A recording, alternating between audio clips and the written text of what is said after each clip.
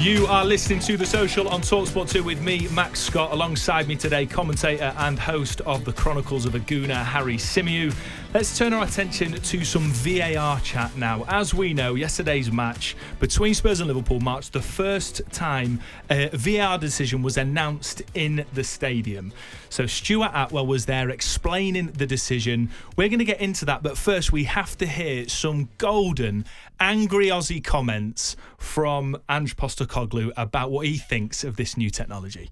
My understanding of it is this is what the people want. That's what I keep getting told. I understand that, and I understand that, we're not going to, VAR is going to be there, technology is going to be a part of life, but it's like my wife and our kids, yeah? We know technology, but she limits screen time. Why? Slow things down. I think we just got to be a bit careful about constantly, why do we want to change the game so much? And I know I'm going to be the old bloke in the stands who keeps shouting boo every time VAR, and I'll be the only one, but I just thought people would be a little bit more protective about the sanctity of the game. That's what I was talking about. Like, I wasn't criticising referees. I've never criticised, like I said, I didn't think the decision was right, but it's just the way the game, I think there's a lot of confusion at the moment. That's my belief, that the game is changing on the basis of technology. And I'm saying, why isn't anyone, speaking up about it? Especially in this country who, for all intents and purposes, you guys think you're the custodians of the game. You've got a song that says it's coming home. This is your game, and yet it takes an Aussie from the other side of the world to be the one that's most conservative about changes. My comments are fair and even playing ground. That's what they were about. So today, it advantaged us. I wasn't saying that there was a vendetta against me or Tottenham when I spoke last week. That's not what my comments were about. It's just that, and like I said, I could be on a lone crusade here, but I'm happy to do that. I'm happy to just be the lone voice of saying, just leave the game alone for a bit. Even extra time now, minutes added on there, minutes. We never used to talk about these things before. And yet now everything is changing. So that was my comment. So today, I can see why Arnie would be very disappointed. If that was me, I'd be disappointed as well. But apparently they're the rules. What a proper rant that was, Harry. So, first of all, what do you make of the VAR sort of being announced in stadium? And then how do you sort of react to Ange's comments there? Well, as someone who attends football matches as a fan as well as working on them, I want to know what's going on. And when I'm in the media box, I've got the advantage of having a monitor in front of me, and I can see what the decision is and why it was taken, and I can figure it out. And then on the screen, they bring you up a graphic and they say offside or whatever, right? As a fan, you get nothing. So it's right that it's communicated to the fans. We've all wanted that. Ange Postecoglou himself alludes to the fact that that's what the people want. I don't understand what the difference is if someone just says it on a microphone. Yeah. Like, he's making it out as if the process has changed. No, it hasn't. All it is an additional bit of communication to make sure that those in attendance who have paid good money to be in the stadium understand exactly why a call has been made. And that just seems like a completely unnecessary rant aimed at nothing, because there's nothing wrong with them announcing it. If they're going to put a graphic on the screen, why can't a man say it? What's the problem? Like, this is Ange Postecoglou trying to be the hero again. This is Ange Postecoglou trying to play this PR game, which for me, it's failed. At the beginning, everybody was eating out of the palm of his hands. Yeah. Everything that Ange says is great. He's this lovely bloke. But as time's gone on, he's become prickly. He's become, I think, miserable in a lot of ways, and I think he never wants to ever hold his team or himself accountable. There's always some other reason, and I just think this was completely unnecessary in terms of the rant, and I don't really think any of his points that he's made there are actually of any great significance. I don't know what you think. Ange Postecoglou, I think you make a really good point about how it was almost like a breath of fresh air when he first came in. That authenticity, the way he speaks, and I know it's a bit cliche now, but yeah, nice one, mate. All that sort of stuff is endearing because there's an authenticity. But now I think he's almost developed this dual personality, this sort of Jekyll and Hyde, where one day you'll get him, if you get him in a really good mood, he's incredibly engaging, and then another time he sounds off, and you sort of think, he's just it's just fruits and a manifestation of the frustration that he's seen on a pitch with Spurs. What I really don't understand, and who does Ange Postecoglou think he is, calling himself the lone spokesperson against VAR? Are you joking me? so many fans want to scrap it completely. To say, and it felt like a dig at the, almost English football culture to say that English fans see themselves as custodians of the game. Yeah, I'm an Aussie here. I just think it almost was like an entitled rant, and I don't think that there's any sort of merit in doing that. Where I would say I think he's got a point is, whilst it's an important development for fans in the stadium, I remember, local reporting at Forest, my mates sitting about 10 rows in front of me, whenever there's a VAR call, they turn around to me and I'd be giving them a thumbs up, thumbs down, or I'm not quite sure, reacting to the monitor in the press box. And so it's really important that fans get that clarity, but I would say it's clarity, not transparency. Because all you're doing is getting, like you say, an added layer of communication. We're not actually getting an insight into the decision-making process, which, let's be honest, is far off what it should be. It's miles off what it is in rugby. I think about rugby. I love watching, I'm a bit of an armchair supporter, never been to Twickenham, but love watching, the Autumn Internationals, the Six Nations and the World Cup. Rugby, as a sport, is hemorrhaging money worldwide. Yet for the past 10, 15, arguably 20 years, they've got this VAR stuff on lock. It's clear, it's professional, high standards, yet the Premier League, the money-making machine that it is, can't seem to get this right. Well, then that means it's because they don't want to. It's not because they don't have the means. It's not because they don't have the capacity. It's because they're fearing opening up a can of worms. Sometimes they probably think about it this way: if I give too much information with regards to how a decision was made, actually what I am doing is I'm opening a can of worms for myself. But the worms are already open, right? Absolutely. Because of the lack of clarity and the sort of difference in standards and inconsistency from refereeing decisions. And they've realised that, though, haven't they? Because people have been calling it out. So now what do? They create the VAR propaganda show on TV where they pick the decisions that they want to explain. They pick the decisions that they feel they can come up with an explanation for. And it's a very controlled environment with a host that isn't going to ask you that many questions, that isn't going to challenge you. And Howard Webb can say whatever he likes, and they put that out into the ether thinking that is going to satisfy people's need for explanation. The thing with Ange Postecoglou was, like, if he's taken an issue with VAR, fine. If he's taken an issue with the decision-making process, fine. I just don't understand why the referee saying, what did he say? 4 words? 5 words? Yeah. Dominic Solanke, offside. That's it. Yeah. That's not changing the game. Yeah. That's just being, that's just communicating to those in attendance. Those people, by the way, pay your wages and everybody's wages involved in the game. There's the fans, the supporters, most important people. That they want to know what's going on.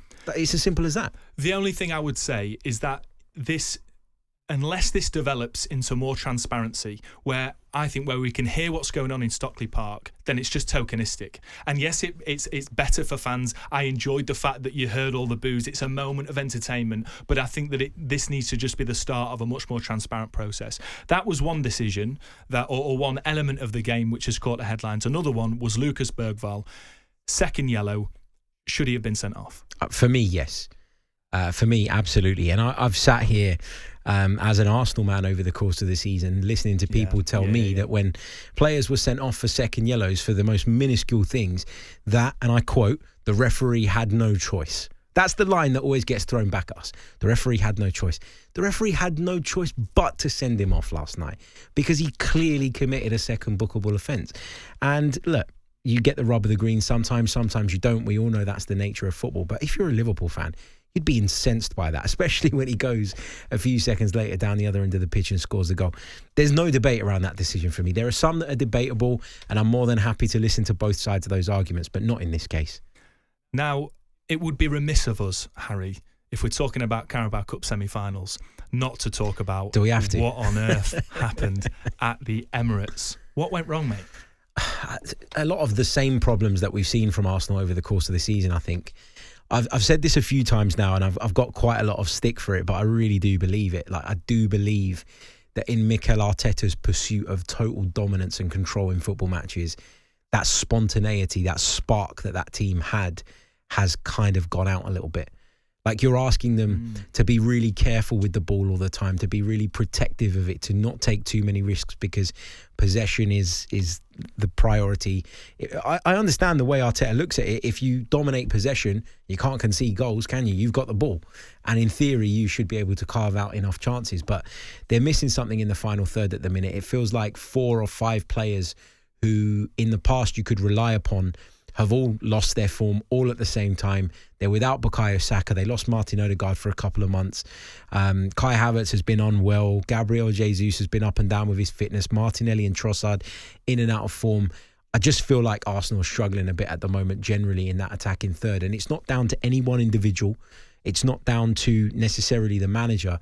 I just think they're going through a difficult period. And some of the principles that got them to this point are now turning out to be a bit of a hindrance, in my opinion.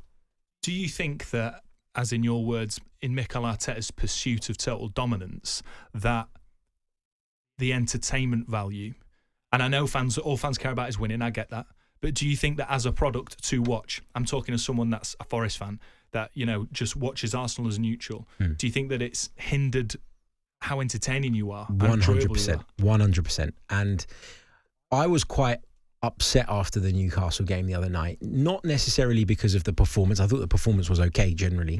Obviously I was disappointed with the result, but I think the thing that upset me most and hit me the most when I was on my way home was how many fans were leaving after like 76, 77 minutes. You're 2-0 down in a semi-final, fine, but one goal reignites the tie from an Arsenal point of view, completely swings the pendulum the other way. And people were getting up and leaving. I was in the press box and I had to stand up for the last 15 minutes of the game so I could see the pitch because so many people were streaming out of the exits. And I couldn't get my head around that. Like, get behind the team, support the team. But when I sort of questioned that, and I did a podcast yesterday where I questioned that and I said, look, I understand there's people that live far away and I understand there's people that always leave 5-6 minutes early because they need to, right? Last trains and all that. I get it. But that level of people, that number of people to be leaving, that was horrible to see. And when I questioned it, most of the responses, I probably got 50, 60 responses on social media. Do you know what they said? It's boring. There's no entertainment value.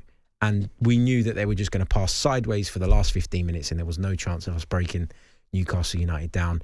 Kai Havertz had missed the chance, which a lot of people said was the reason that they got up and walked, because they just looked at that and thought it's not happening. But the entertainment value, I've gone around the houses, but it's gone. And that's a real problem, I think. Do you think there's a little bit of Mikel Arteta fatigue?